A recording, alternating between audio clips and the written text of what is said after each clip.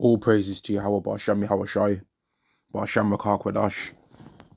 Double honors to the apostles and the elders of Great Millstone, and Shalom to the elected nation of Israel. This is going to be a video. Of all the scriptures on the Charagma. All right, all the scriptures on the Charagma. I'm going to get straight into it. This is Revelation chapter 13 and verse 16.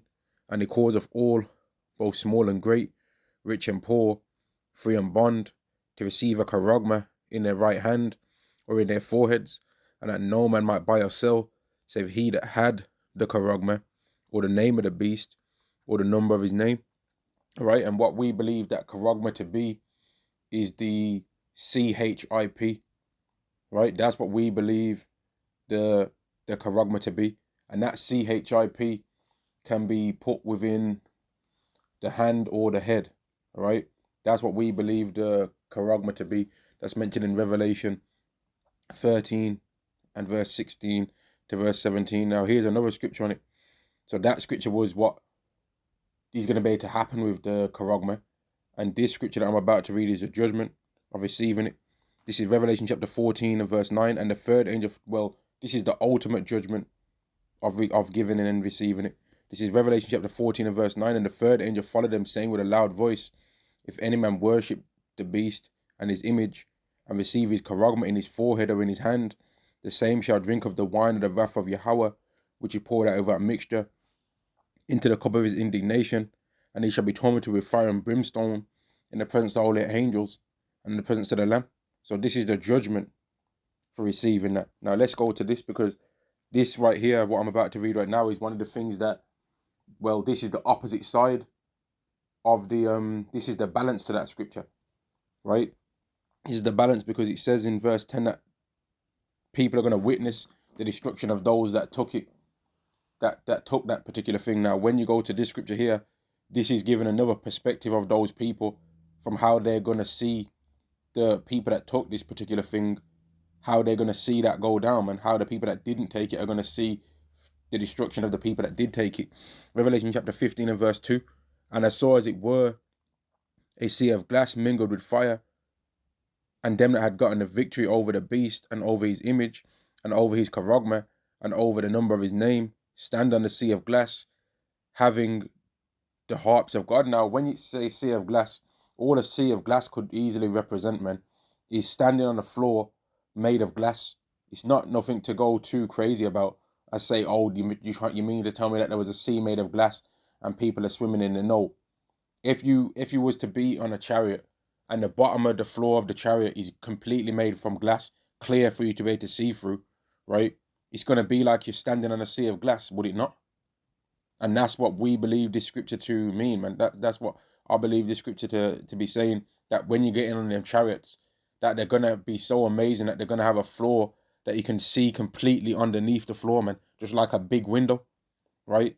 That would be like a sea of glass if you're standing on there. And from that sea of glass, you're going to be able to see down underneath what's below you. And what you're going to see below you is the destruction taking place for those that did take the Charagma. Because remember, the scriptures continually talk about a salvation of people getting taken up into chariots, man. So they're going to be at the highest point in the heavens. They're going to be high up in the heavens to be able to witness what's taking place down on earth.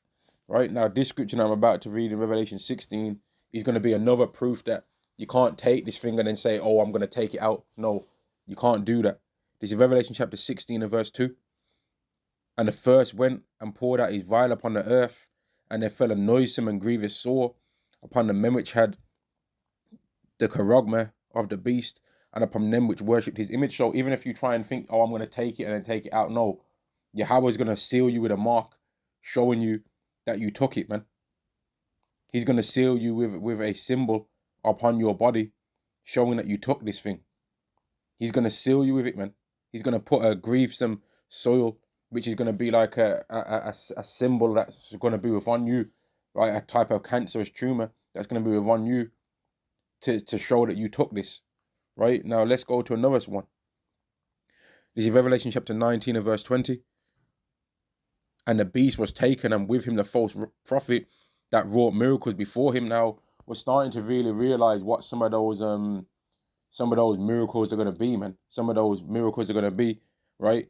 For example, people taking that charagma, right? And being blind their whole life and then being able to see, right? These are going to be some of the miracles that they're going to be able to potentially perform with these things, man. People not being able to walk and being able to walk, right? They're going to perform certain things. People being able to keep weight off and lose it and can maintain it permanently, right? They're going to start performing certain things with this charagma to where if you say to people, this is the charagma that's mentioned in the book of Revelation, they're going to say, no, I don't care what you're talking about. These people are healing people. These people are helping people. What are you doing? All you're doing is talking doom and gloom. I don't believe what you're saying. I think what these people are saying is the truth. And in doing that, they're performing miracles that people are going to be worshipping them for, man, to where they're going to want to take it. And when they do take it, they're going to get destroyed, but they don't know that they're saying that, oh, I believe in your miracles more than I believe in the miracles of the Lord, right?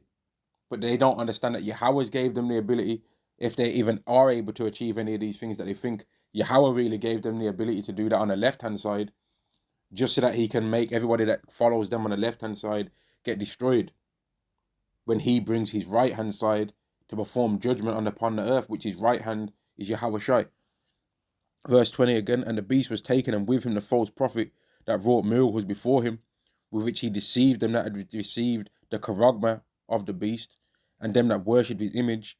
These both are cast alive into a lake of fire burning with brimstone. So they're going to be able to perform a few certain things with this, man. Right? And they've already got certain things that they can do anyway. Like they have self-driving cars. That's one of their so-called miracles, man. Right? They might be able to make a man see that couldn't see. They can make people hear that couldn't hear. They already are performing certain things that they deem as their own miracles, but their miracles that they perform come with a spiritual cost, man. When Yahweh Shai was healing people, and when Yahweh Shai was performing his miracles, them people were receiving life after that. But Esau's ones come with a spiritual cost, man, which the ultimate spiritual cost is that you've rejected Yahweh, and therefore you're going to be destroyed. Yahweh's allowing these people to do, the ancient Egyptians could do some of the similar things to what Moses was doing, right? Yet they was doing it with a wickedness attached to it, man. Whereas Moses was doing it through the power of Yahweh.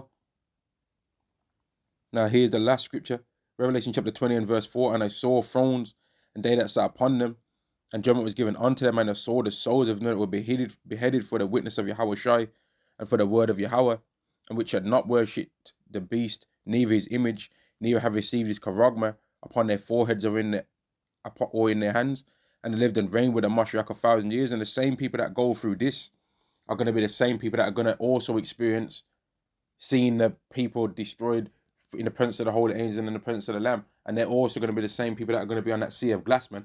Because the scriptures is clear, right? That the dead shall be raised up first. So these people, even though they die in their flesh, all that's happening is really their spirit's going to be traveling straight to that heavenly body that they've got waiting in the kingdom, man. That they're going to be living in and dwelling in that forever, man. I'm going to end the lesson there. All praises to Yahweh Ba'Shem, Yahweh Shai, Ba'Shem Rakak Wadash. Double honors to the apostles and the elders of Great Millstone, and Shalom to the elect of the nation of Israel. Shalom.